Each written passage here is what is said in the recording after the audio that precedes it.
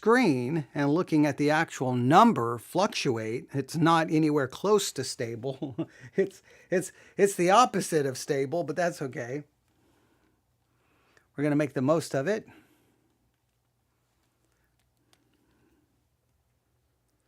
All right, YouTube is good. Going to YouTube really quick. Oh, I'm going to check our notifications and nothing negative. All right, that's good. Do a search for Theology Central on YouTube. There we are. We're live. Oh, I'm going to check our notifications. We sound okay on YouTube. I'm going to turn off all the live chat features since I will not be watching it. Oh, Fairhaven Baptist Church and College just dropped an episode on how to study the Bible, I think part 7. I listened to their very first episode they did in their series on how to study the Bible. And, well, they do some weird things with 1 John. And so we're going to review that. And I've got an entire episode written we got to combat some of the errors there because they make some massive claims about some Greek manuscripts that are just completely fraudulent. So I just got the notification that they just dropped part 7. We need to go back to part 1 and dismantle some of the falsehoods there. And it's just kind of frightening. You think about someone putting out a lesson on how to study the Bible, and their very first lesson is filled with absolute just historical, factual errors. If we can't get history right, we can't get facts right, then I don't know if we can be doing a lesson on how to study the Bible, right? I mean, there's major problems with that. So we will address that. Yeah, I already want to get into it, but we won't. So, hang on. We just got to check one more thing. Got to go under the webcast tab. If I can find the webcast tab. Come on, there we are. All right, there are currently 462 webcasts currently underway. Let's check ours out and see how we sound. How do we sound? Come on, there we are. All right, there are 400. All right, there we go. So we sound okay. Do a refresh. Oh, wait, there goes the notification. Uh-oh, let me check something. That's a bad sign. All right, no, we didn't get disconnected. It just sent out another notification. All right, that's okay. I got nervous there. Sometimes when you get that second notification, it's because you got disconnected somewhere. But I think we're going to be okay. The numbers are still wildly fluctuating, so I'm a little nervous. But it's currently after 11 a.m. I'm about an hour behind what I wanted to get accomplished. So we'll do this now, hopefully get this accomplished, and then maybe later this afternoon or this evening, throw in a second episode. We really need to do 3 today is what we really need. I needed to get 3 done today, really, if I'm being honest, but we did not get there. So, yeah. All right. I think we're going to make this happen. Ladies and gentlemen, without any further delay, we go live in 5, 4, 3, 2, and 1. Looking at our world from a theological perspective, this is the Theology Central Podcast, making theology central. Good morning, everyone. Now, before I do my typical intro, I do have to admit something. I feel very rushed right here. I feel like I had to hurry to get to the microphone because I'm an hour behind. I wasn't doing a very good job managing my time this morning. I wanted to be doing a broadcast at around 10 a.m., but here I find myself coming to you live on this Sunday, November the 30th, 2025, and it is currently 11:04 a.m. Central Time. So about an hour after I wanted to be broadcasting, it's 11:04 a.m. Central Time. I'm coming to you live from the Theology Central studio located right here in Abilene, Texas. Now we're fast approaching December. And I think December is going to be cleanup month because we have a lot to clean up. We have a lot of series that we either need to do some extra episodes in. We've got a lot of series we need to try to bring to a dramatic conclusion, right? We do. I mean, we've got to bring Isaiah 40 through 55 to a dramatic conclusion. We've made it to Isaiah 45. We've been working on an observational outline. We've got to get back, and we just need to do like 3-4 episodes a day until we can just get all the way through. We need to do a bunch of sermon reviews. We just really need to add a lot of content to that. So I have not forgotten that. We need to get back to that. Also, there's some other older series that just kind of got dropped going all the way back to 2024. They didn't get touched in 2025. We're fast approaching 2026. So do we go back and see if we can do some work in those? And we've got some ongoing series that right now we have to work on. We've got our Theology of Tears, where we're going through all the tears mentioned in the book of Psalms. We did a broadcast last night about that, but that actually is leading, what's going to lead to we're going to kind of take a detour because we've got to cover something that we kind of stumbled upon in that episode. And that's what typically happens, right? We're covering all kinds of different things, and then we come upon something and we're like, okay, we've got to work on that now. Okay, oh, no. Now we got to work on this. And then they almost all become at least mini series in and of themselves. And it just means, how do you manage it? How do you cover everything? I don't know, but I just know December, we're going to do a lot of trying to clean up and finishing things. But here we are today. And this is one of those situations. We got to finish kind of this series that we stumbled upon, right? We're working on this series on Luke chapter 17, verses 11 through 19. We're referring to this series as misreading Luke 17, 11 through 19. And the reason we're covering Luke 17, 11 through 19 has more to do with the fact that, during Thanksgiving week, we're fast approaching now the end of Thanksgiving week, right? This is kind of the beginning of a new week. So I guess we can say Thanksgiving week is over. But when we were paying attention to what was going on in Thanksgiving week, we saw that sermon after sermon after sermon after sermon was all about Thanksgiving, right? Not necessarily the holiday, but the concept of giving thanks.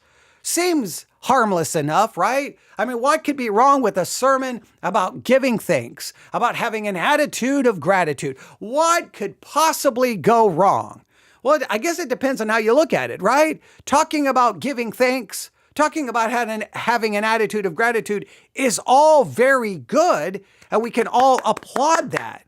But what happens if the sermons about giving thanks are actually taking text of scripture and mishandling those scriptures, misreading those scriptures, misusing those scriptures, and misapplying those scriptures, so that even though you walk away with a great sermon on giving thanks, you walk away with not understanding the actual text that was used because it was misused.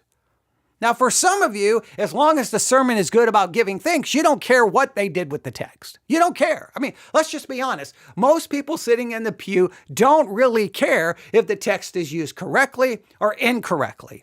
What they want is to feel like they got a sermon, and they got a sermon in line with the theological team that they have associated themselves with. They don't really care about hermeneutics, exegesis. Oh, they say they do. They claim they do.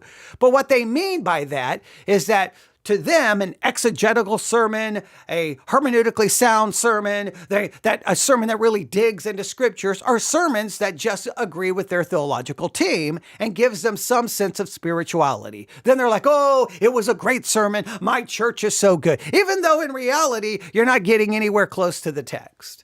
So because of all of these problems, I was looking at all the sermons on Thanksgiving. I took 5 of them at random.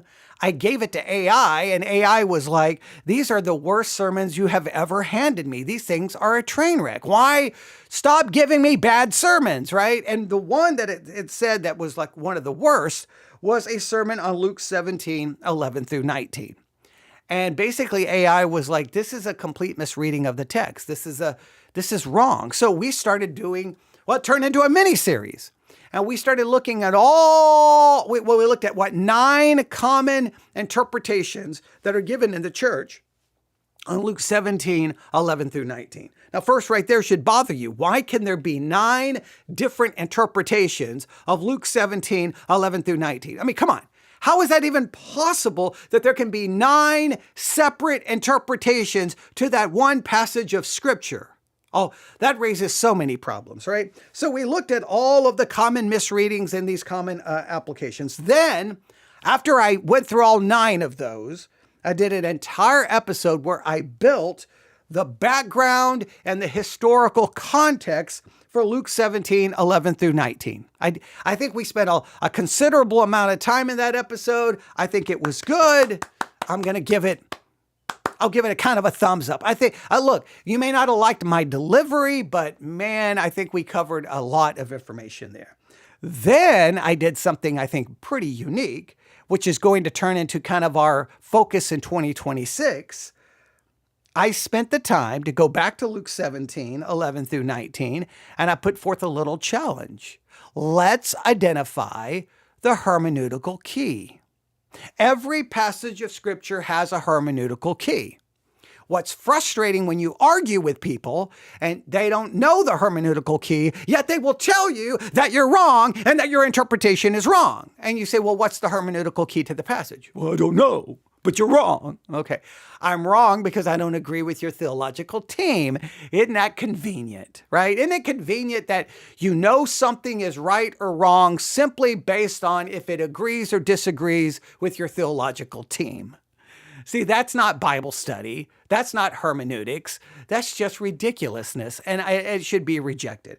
So I want us to learn how to identify the hermeneutical key in every passage of Scripture. So throughout 2026, we're going to be doing these episodes where I just randomly choose a sermon, take the text, identify the hermeneutical key, then review the sermon to see if the sermon identifies that as the hermeneutical key or ignores the hermeneutical key, and then we can identify every problem in the sermon is a result of not following the hermeneutical key. I think that should be interesting. It takes our sermon review idea and we kind of just make it really specific. And so I think that should be fun.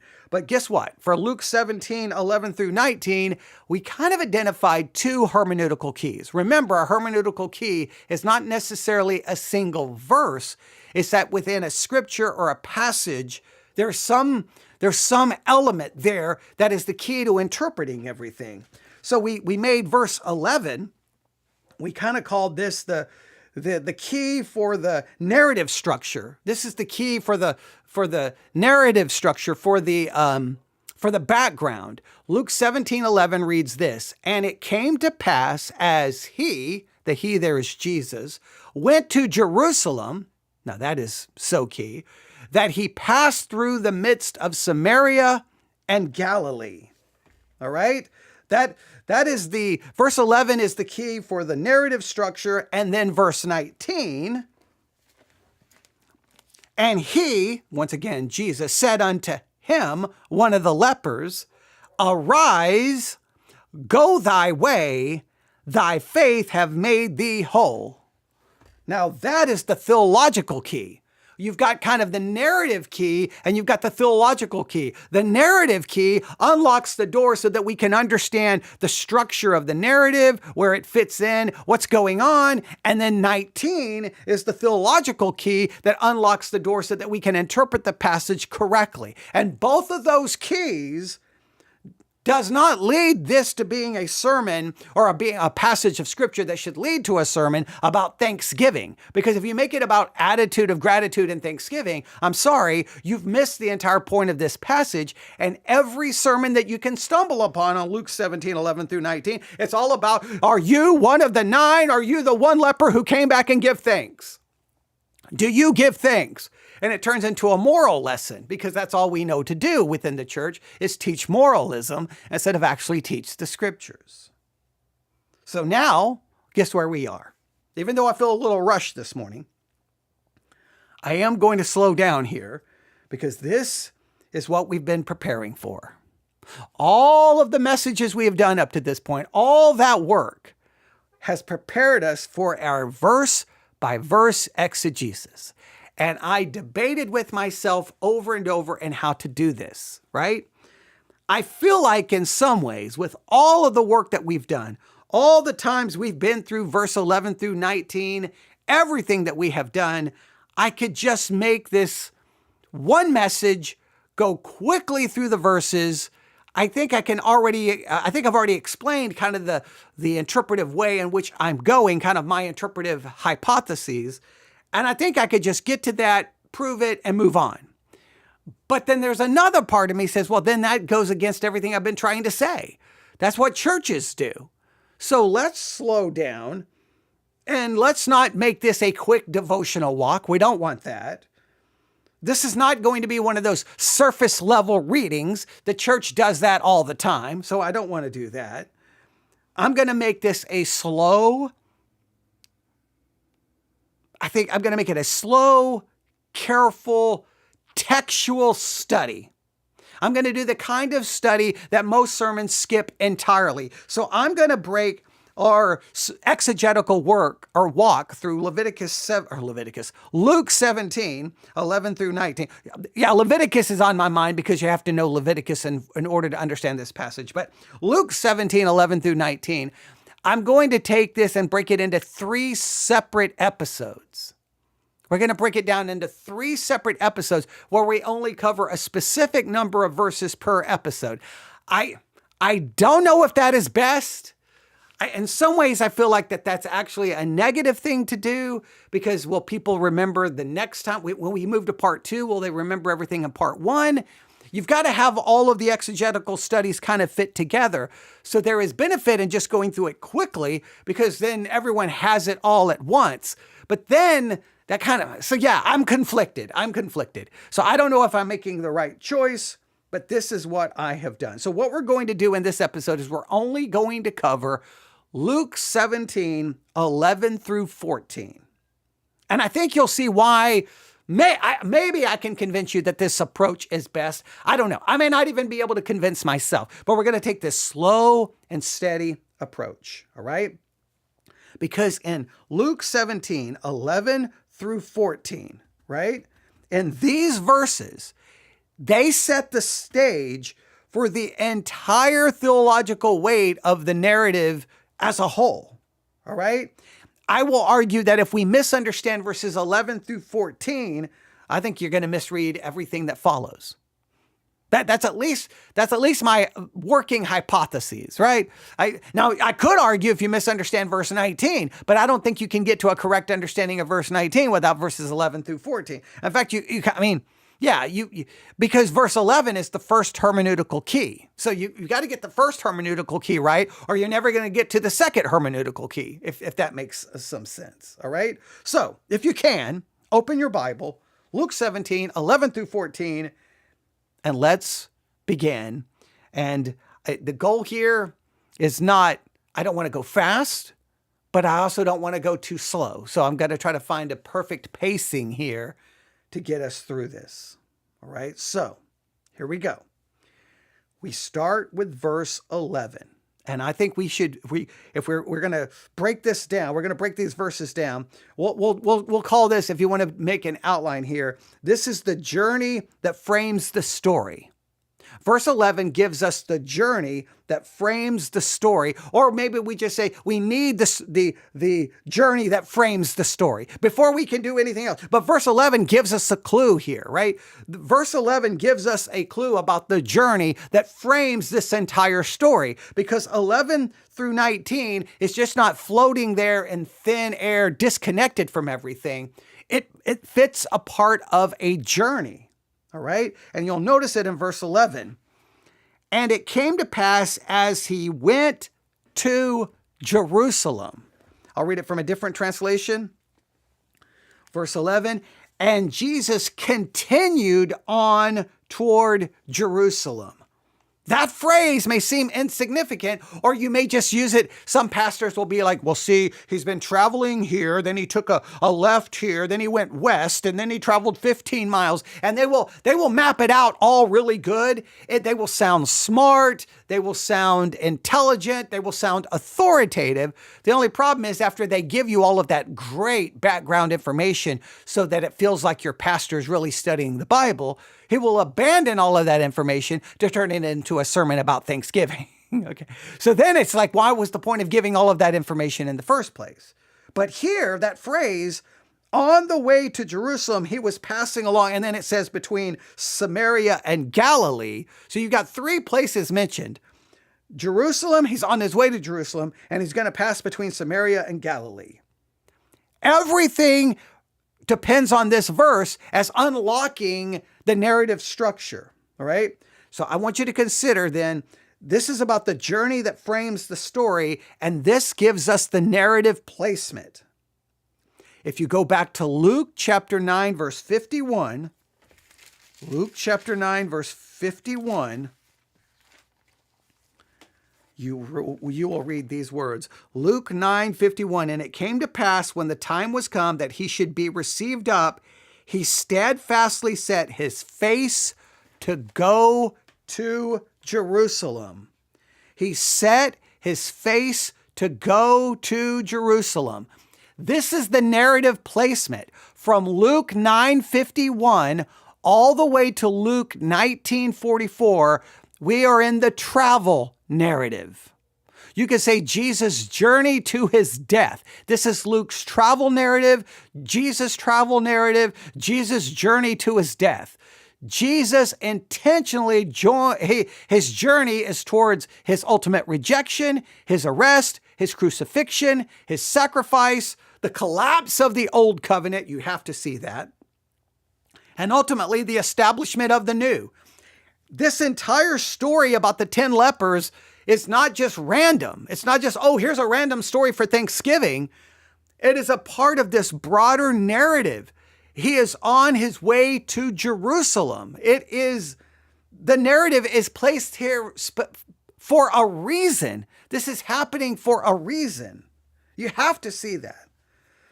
And so in 1711, before you get to the 10 lepers, before you get to the miracle, before you get everything that happens, well, when Luke is reminding us that Jesus is heading to Jerusalem, he wants us to interpret the entire miracle through that lens.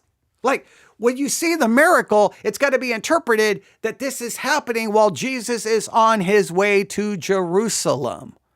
And we know what he's going to Jerusalem for: to be rejected, to be arrested, to be crucified, to be sacrificed. And this is going to lead to the ultimate collapse of the old covenant and the establishment of the new. This is absolutely key. If you don't interpret the miracle through the lens of the travel narrative, then you turn it into a moral lesson about giving things. All right? So right here, this isn't a Thanksgiving lesson. It's not a moral lesson about an attitude of gratitude. This is an end of an era moment. This is a boundary crossing moment. This is, well, from a old covenant perspective, from a Mosaic covenant perspective, from the law of Moses, from the Levitical system, this is a shocking moment because everything is about to get flipped upside down, right? So there's the narrative play. So all of this, well, if we're going to put this in a general heading, this is the journey that frames the story. And within this journey that frames the story, we get the narrative placement. Where does the narrative fit in? Within the travel narrative, with Jesus' journey to his death, which begins in Luke 9:51 and ends in Luke 19:44. That's a massive section of scripture right there, and it's all a part of this same narrative. And this story is to be interpreted in light of that narrative. Now, also in verse 11, we get this kind of expanded geography. And it came to pass as he went to Jerusalem that he passed through the midst of Samaria and Galilee. Now, Luke is not describing simply the travel route that he's following. He's describing, let me think of it this way. This is, even though it's theological geography, that's a good way of describing this. This is theological geography. It's not geography so that you can sound smart or grab a Bible atlas and point out and everybody's like, ooh, look at where he's going. Oh, this is interesting. It's not, it's theological. Even though it's geographical, it's theological geography. That's the best I can help you understand here. So this expanded geography section is theological geography. And the first place mentioned here, so he's on his way to Jerusalem. That's the broader narrative. That's the journey. Now, it mentions Samaria and Galilee. Let's start with Galilee. All right? We can call this insider territory, but they're marginal. They're insiders, but they're kind of viewed as marginal. All right? We could say that Galilee is Jewish land, but it's not highly regarded. It's kind of viewed as spiritually less pure than, say, Judah, right? Or Judea. It's where Jesus' ministry began, but where most religious experts do not come from. I mean, who comes from Galilee, right? It's Jewish, but it's considered less pure than Judea. It's where Jesus' ministry begins, but religious experts, prophets don't come from Galilee, do they? All right. The Pharisees typically saw the Galileans as lower status, uneducated, and prone to error. I think we see this. I think I can back this up. Hang on. I'm not going to give you the verse until I look at it. I have to verify it. Hang on. Because if I tell you to look there and I'm wrong, then it'll be embarrassing. Okay, yeah. John 7:52. They answered and said unto him, Art thou also of Galilee? Search and look, for out of Galilee ariseth no prophet. So the Pharisees saw the Galileans as lower status, uneducated, prone to error, and no prophet's going to come from Galilee. All right? So Galilean Jews, they're insiders in the sense they're kind of inside the Jewish, world, only by their ethnicity. They are definitely almost viewed as outsiders as far as any respectability or prestige. So in a sense, the Galilee represents the less esteemed, the overlooked, the ones who are not taken very seriously. Luke tends to elevate the Galileans in his gospel, showing how God sometimes chooses the marginal people, the people that are not really, they don't really get to, you have a right to the cool kids table because of your ethnicity, right? Here's the cool kids table, but we're going to put your chair kind of, just a little way. You can be near the table, but you can't really be at the table because you're not really one of, unfortunately, your ethnicity says you're one of the cool kids, but nobody really you're never going to be, you're going to be voted, most likely to not succeed. You're going to be voted most likely to fail. You're not going to be very well received because you're a Galilean.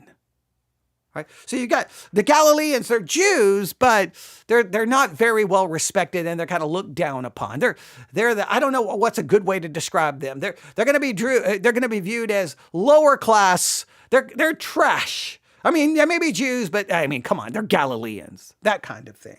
So that just got to understand this is not only does it fit in the social side of it, there's a theological reason that this is all being mentioned. So there's the Galileans, but then we have Samaria. Please note verse 11.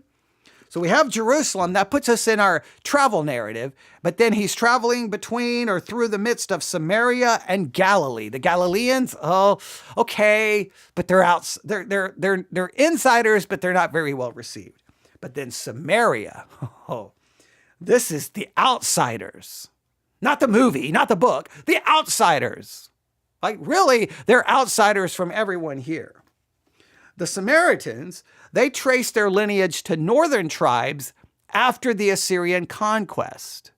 They built a rival temple on Mount, what was it, Gerizim, I believe, or something along those lines. They rejected major portions of the Hebrew Bible. They were considered ethnically mixed and religiously compromised. Oh, you're mixed. You're compromised. They're going to look down on them. They were treated by the pure Jews as unclean, as heretical, and as illegitimate. You're mixed. You're a mixed breed. No. You're a heretic. You're unclean. All right? Jews, and most sermons do mention this, they would walk around Samaria to avoid even stepping on Samaritan soil. Well, we're not going there. We're not going to step there because we'll become unclean. We don't. Now, it does say this part, it was more about being ritually clean than it was about caring for people or loving people. Who cares about people? We care about being, well, morally considered clean or ceremonially considered clean. I think that's a better way of describing it. So to a Jew, Samaritans were worse than a Gentile in many cases because they're mixed breed, right? They're not pure. They're heretics. They're just considered worse than a Gentile. They definitely were considered religiously corrupted. They were definitely considered covenantally unclean. That's very important. From a theological standpoint, you've got to get the Samaritans were covenantally unclean. They were excluded from worship in Jerusalem. That's why they had Mount Gerizim. They're not even allowed to go to Jerusalem in many cases. They definitely were doctrinally considered doctrinal suspects, and they were socially completely and utterly despised. In other words, if you look at it from a theological perspective, this is the perfect narrative for Jesus to elevate these people who are despised. This is the perfect opportunity. So it's a part of, because he's going to Jerusalem. He's going to die. He's going to suffer. Who is he going to die and suffer for? Those who are sinners, and sinners are despised, right? But he's right here in this perfect area where you kind of have two groups of people who are despised to some level, maybe one greater than the other, but you got the Galileans and the Samaritans. I mean, come on, right? So this is why the story of the Good Samaritan would be a shock to listeners. This is why the Samaritan woman in John 4 is considered scandalous. And this is why in this story of the 10 lepers, the one leper who returns is a Samaritan, then it's explosive. So immediately when you see that they're between Galilee and Samaria, you're like, okay, come on now. We know that this is setting something up because the Bible and many other places in the Gospels take up this same kind of concept. So we got remember, with this entire section, we're referring to this as the journey that frames the story. And we have the narrative placement. We described that. There's Jerusalem. It's a part of the travel narrative. We have the geography here that we'll call it the theological geography, the Galileans and the Samaritans, right? Then we have, I guess we'll call this what the borderline here, it's kind of this border in between the two, that this is it's symbolic of kind of a collapsing boundary. What Jesus is doing here is it's showing kind of in a symbolic way that the boundaries are going to collapse, right? Luke is choosing this exact setting because the old boundaries are being crossed. They have all of these social boundaries. They have all of these, call them theological boundaries, covenantal boundaries. We have ethnic and ritual divisions. This is all about to be overturned. The kingdom is going to be seen as expanding beyond just Israel. The insiders, Galileans and Judeans, are about to reject Jesus. The insiders are about to reject Jesus, but the outsiders, the Samaritans, the Gentiles, are about to receive him. Jesus is meeting, in a sense, the leper on the border because he's about to do something that's going to erase the borders completely. This is a theological setting. This is a theological setting. I cannot stress that enough, all right? And it came to pass as he went to Jerusalem. Everything is to be understood what he's going to Jerusalem to do. And he's going to go to Jerusalem that is going to erase these boundaries. He's going to destroy all of this social and ethnic nonsense that they have going on. That's still going to be a problem, but from a theological perspective, he's about to destroy all of that.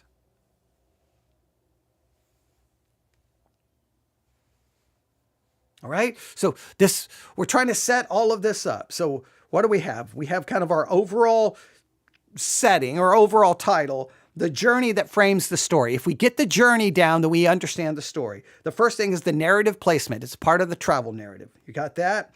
Then we have the theological geography, Samaria and Galilee.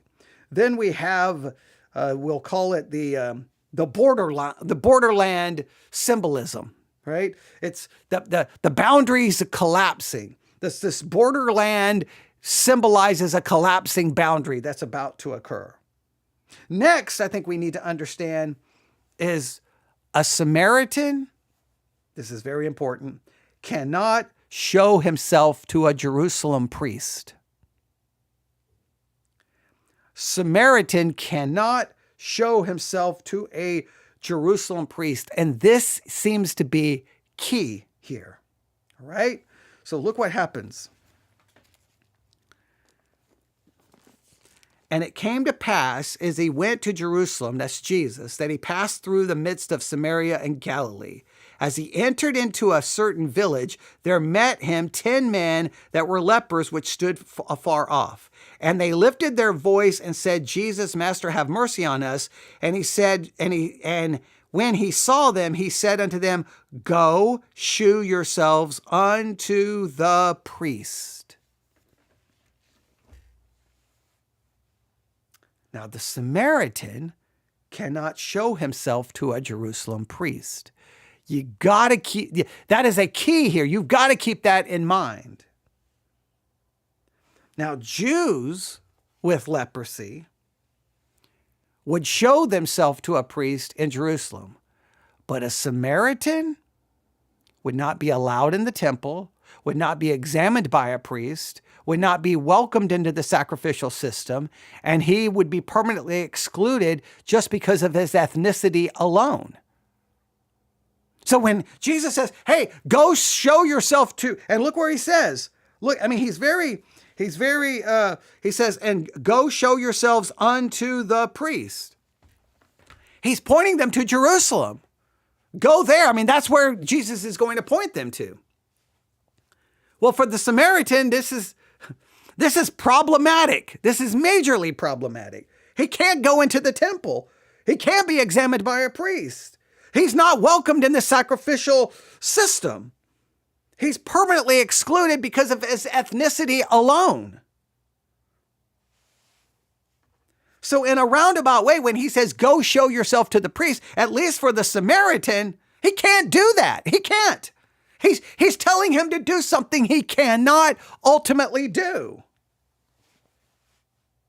And look what happens. And one of them, when he saw that he was healed, turned back. Wait, this one turns back. He doesn't make it to the priest. He doesn't make it to the temple. And look at who this one is in verse 16. He was a Samaritan. Well, that makes sense. The Samaritan is going to turn back because he can't go do what Jesus is telling him to do. So this is why the Samaritan returns back.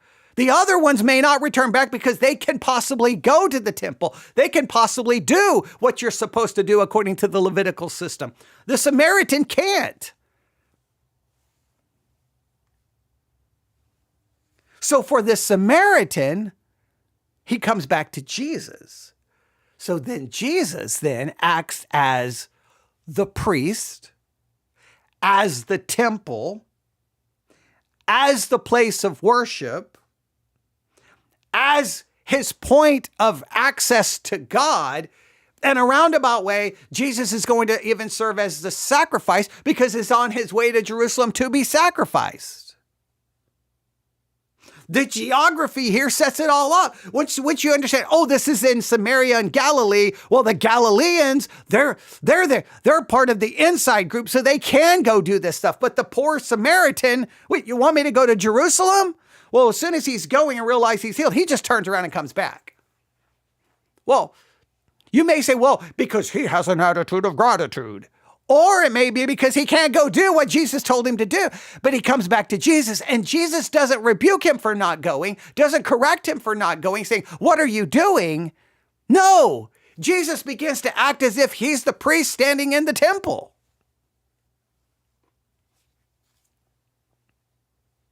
So when we take the three places, Jerusalem, Samaria, and Galilee, Jerusalem puts it in the broader narrative, the travel narrative, and then the phrase between Samaria and Galilee, it is symbolic, it is theological, it's covenantal, and it is foundational. Because it is preparing the reader, if you're just reading this and trying to do basic reading comprehension, it's preparing you that a Samaritan is going to act more faithfully than the Jewish lepers. It is preparing you that the miracle is bypassing the temple, that the priestly act is being performed by Jesus, not the temple priest. It is a complete collapse of ethnic and ritual boundaries, and it's ultimately a preview of what's going to happen to the Gentiles in the book of Acts. This borderland, this in-between, is where the old world ends and the new world begins. Verse 11 is the narrative key. Everything flows from verse 11. And it came to pass as he went to Jerusalem, travel narrative, Jesus on his way to die, everything's got to be interpreted on that, because this is setting up everything in a symbolic way, everything Jesus is about to do away with in his ultimate death, burial, resurrection, and ascension. This story has to be interpreted in that light. He is right there between Samaria and Galilee, going there between this borderland, and he's about to destroy this division. And it's trying to show you the Galileans are insiders, but kind of, rejected, but they are still Jews. But the poor Samaritans, oh man, they're the outsider of the outsiders. They can't do anything. But here's the thing, both groups, whatever this group is made of, we don't know the exact breakdown of the numbers, but at least there's at least one Samaritan in the group who can't do anything. But here's, on one hand, they're all seen as being equal because they're all unclean. Oh, there's a lot of symbolism right there. All right, so that kind of gives us verse 11 and kind of breaks it all down. Now, let's go to verse 12. Now, we kind of go from the, we'll call it the journey that frames the story. Verse 11 is the journey that frames the story. We frame the story. Now, the next section, we'll just call it the 10 lepers, because that's verse 12. We have now the 10 lepers. And as he entered into a certain village, that's Jesus, there met him 10 men that were lepers, which stood afar off. Now, it may seem simple, but this verse is loaded with, ritual and covenantal meaning, right? He was met. That's the first part of this verse. And as he entered into a certain village, there met him, or he was met, depending on your translation. They don't come close. They don't approach. They don't touch him. And we all know the reason why. Now, most sermons do a good job in explaining this, because the lepers are unclean. They're exiled. They're socially dead. They're cut off from worship. They're barred from the temple. They're barred from community. They're barred from God's presence. And Leviticus 13 through 14 shapes their entire reality. And I gave you homework already to work on Leviticus 14. I already gave you specific homework to do there. I don't know if anyone participated, but if you did, then you're already way ahead of this and you know exactly all of those things. If you look at Leviticus 13 and 14, it outlines this. The lepers, it's just in trouble. And remember, leprosy in the Bible is not our modern day understanding of leprosy. It covers a number of different skin issues and diseases. So he's met, but they're afar off. There's 10 lepers. Now, We're not going to do the whole 10 is symbolic, right? Because when we get into numerology, it becomes, I think, just ridiculous and subjective. But it's very difficult not to see the group as a whole as being somewhat symbolic in this way. Here are 10 men. They're not united by their ethnicity because obviously one of them is a Samaritan. Obviously some of them are Galilean. So they're not united by their ethnicity. They're not united by their religion. One is Samaritan, so his religion would be different than the Galileans. But they are united in their exclusion. They're united in their disease. They're united in their being exiled and being an outcast and being unclean. That's where they're united in.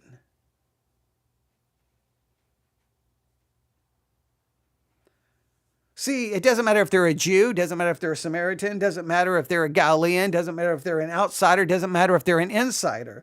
None of that matters. They are lepers. They are unclean.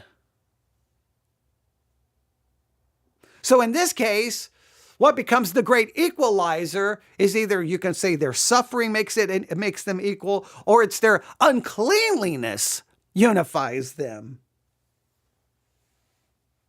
So you have 10 lepers who are unified in their corruption or in their uncleanliness or their ritual uncleanliness or in their suffering.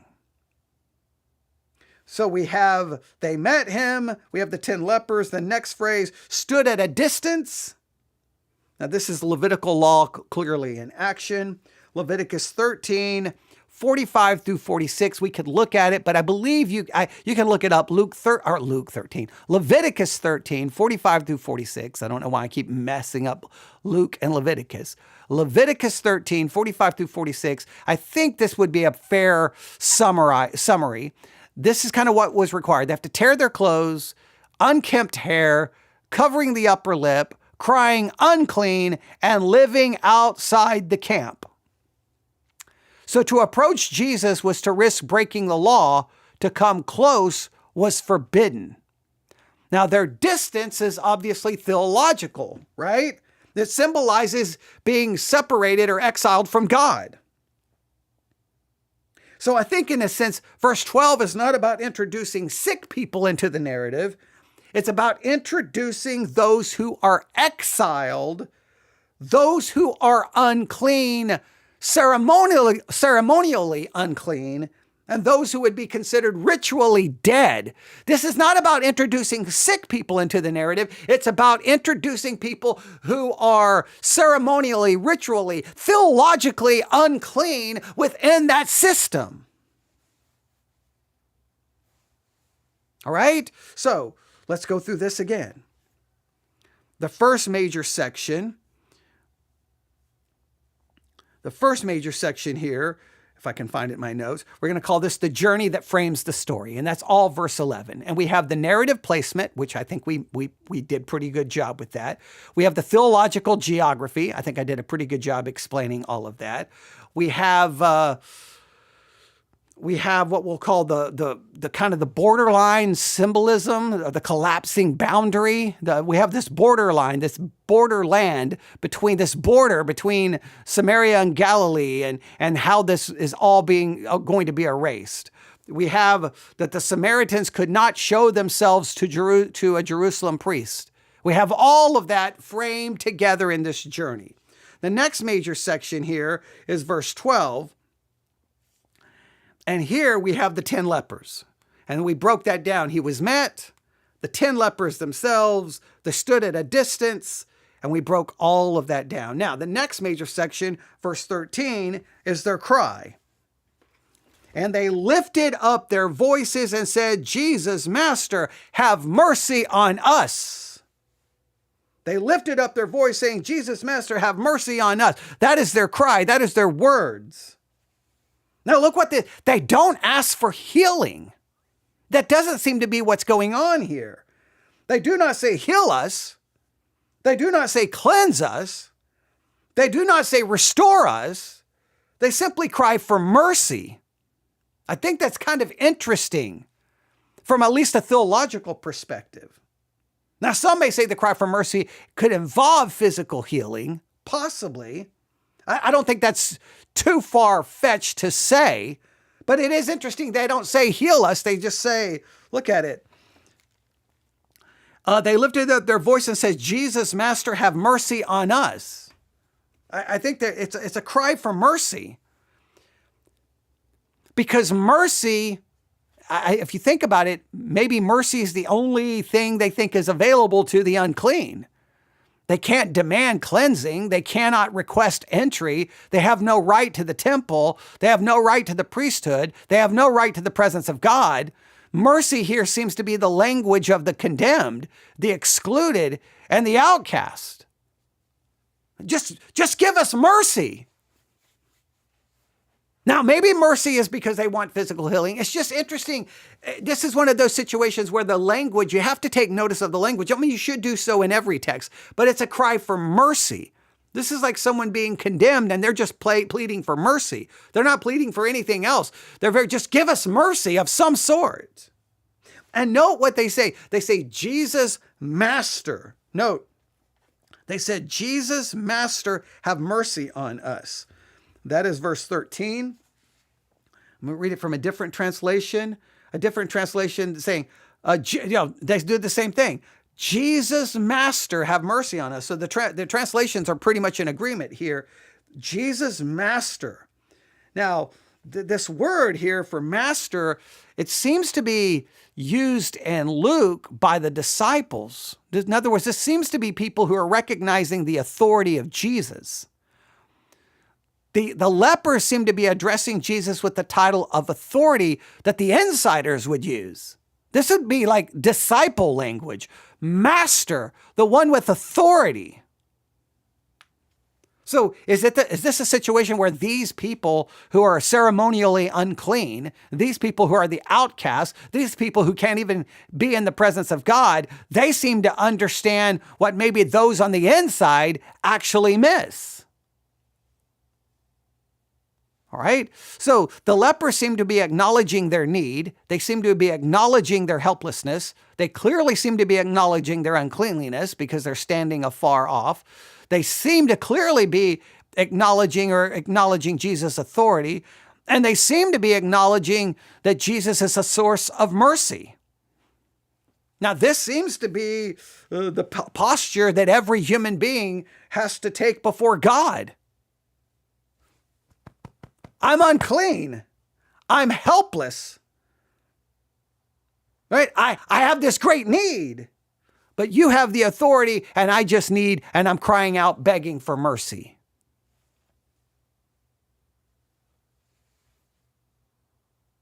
All right, so there's verse 11, there's verse 12, there's verse 13. Now for the next section, we'll cover verse 14. This is the command. Now, I think the command here changes everything.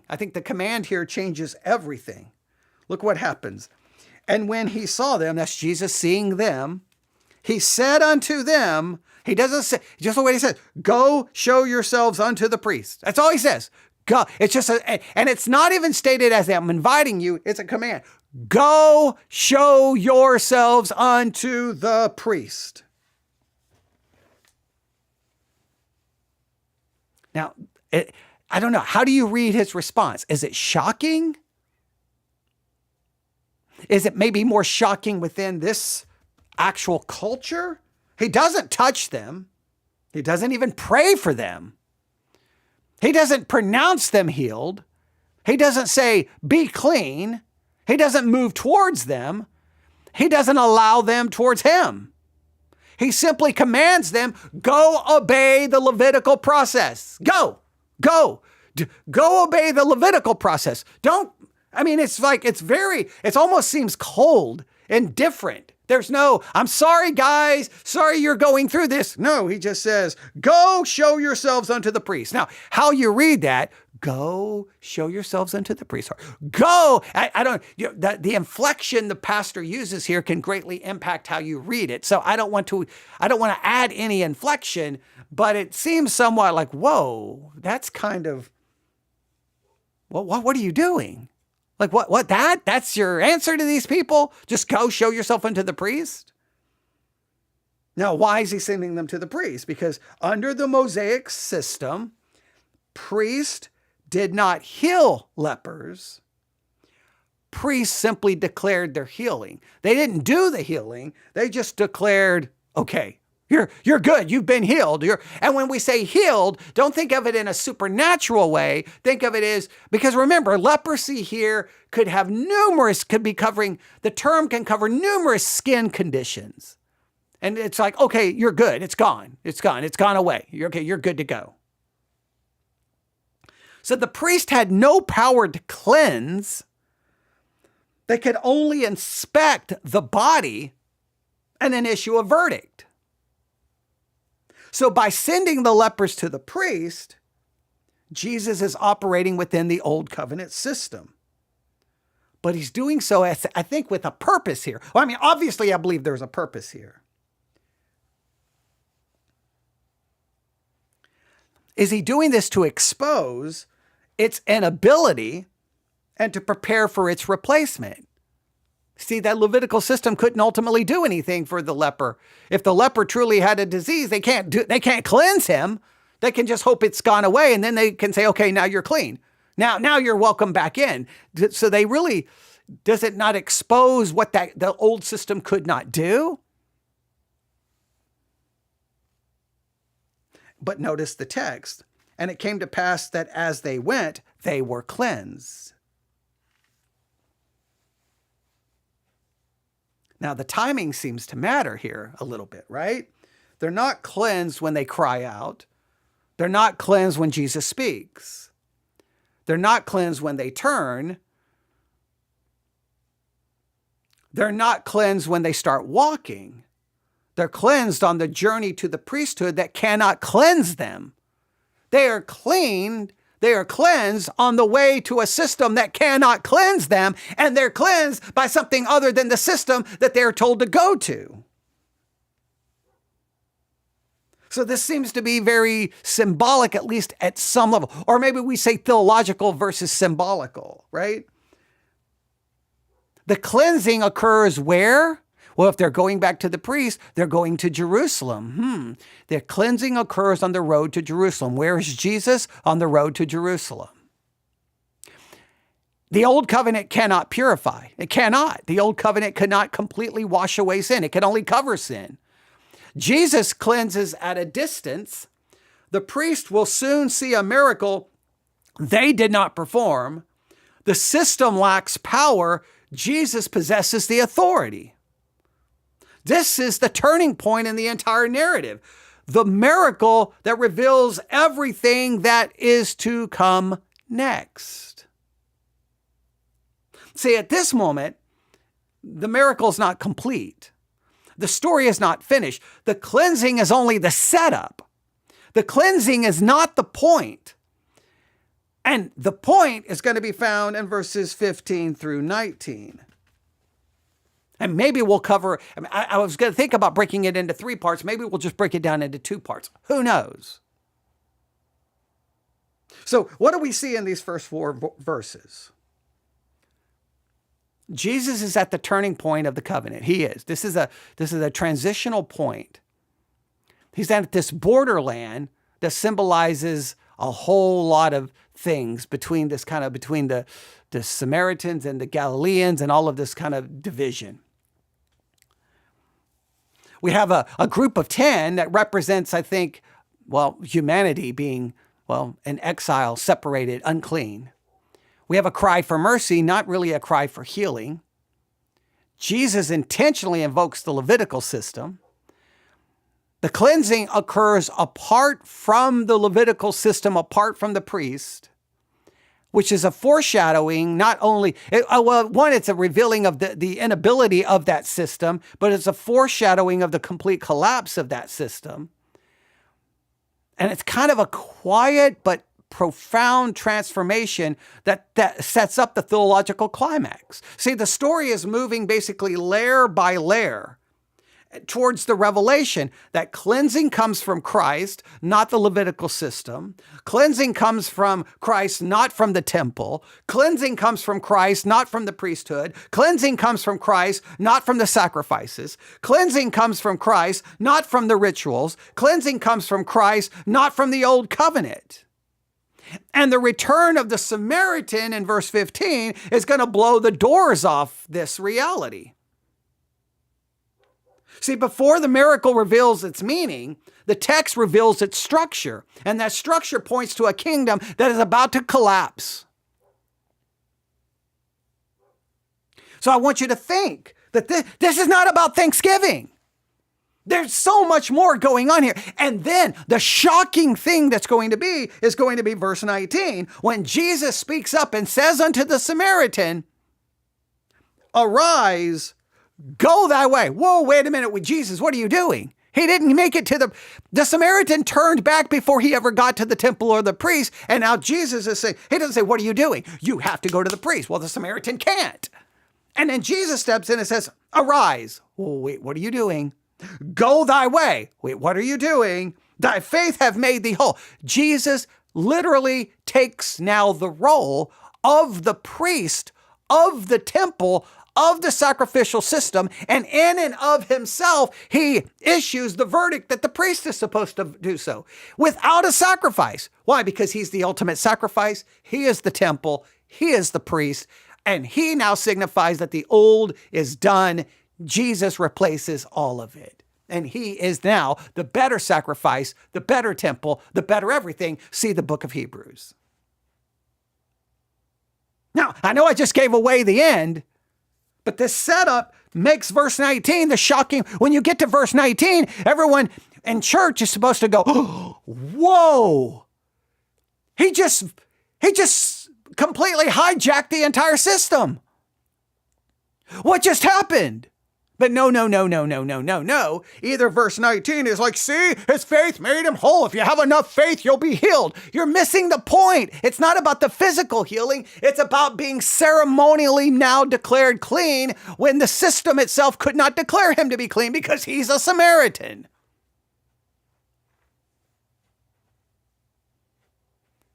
Churches have destroyed this text so much that it's useless even listening to sermons on it.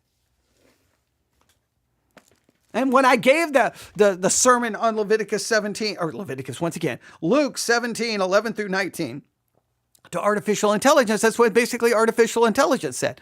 This is one of the most misused, misread, misabused, or wrongly abused passages in all of the Bible. Sermons are the enemies to understanding this, and that drives me crazy. I say it again, if you want to understand the Bible, don't go to church. Because church turns this into a moral lesson. You teach this to the kids in Sunday school. Now make sure you go tell mommy and daddy thank you for being good mommies and daddies, because you don't want to be like those other 9 lepers who were not thankful. Or did you thank mom today for breakfast? Did you thank dad for... Oh, stop it. That's not the stinking point. This is like this massive theologically layered narrative. Like there's like 30 layers of theology all over this, but we completely miss it. Why? Because we teach before we establish the hermeneutical key. Once we establish, wait a minute, 11 is the hermeneutical key that sets up the entire story, because it sets up the geography, it sets up the narrative structure, it gives us everything. Right? And then verse 19 is the shocking theological key, because you're like, oh, what is Jesus doing? Jesus, you told them to go abide by this system. Now you're just throwing out the system. Well, because that's the whole point of the story.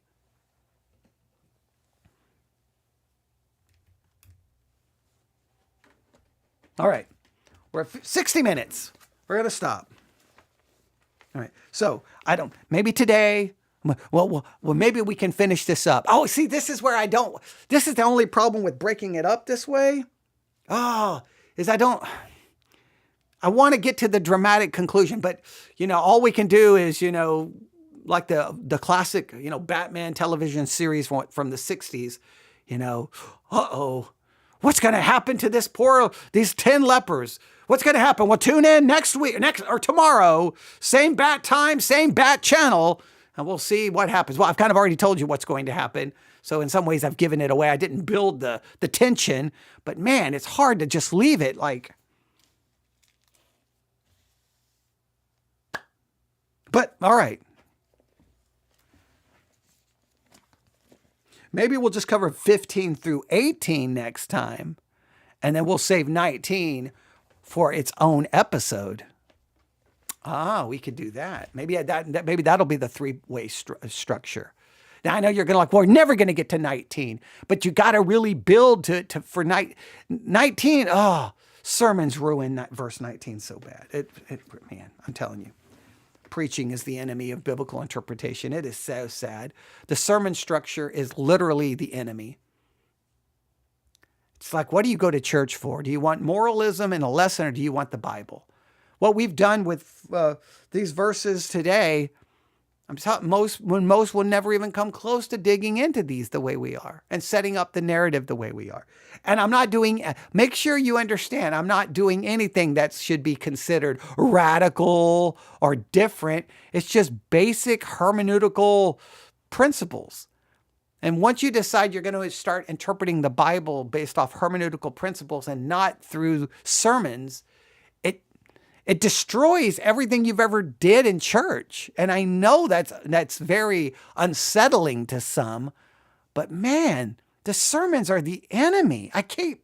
How many times, look, I know you think when I say that I'm just being hyperbolic, but after reviewing as many sermons as we have reviewed, if I have not proven that, then I haven't proven anything. And it's sad that its sermons are just designed for something completely different than actual figuring this out. And I'm flipping through the pages of my Bible. All right. So next time, at a minimum 15 through 18, I probably will give away the ending again, and then we'll do an entire message maybe on 19. All right. Thanks for listening. Everyone have a great Sunday. Maybe we'll do more this afternoon, maybe tonight. We'll see. God bless.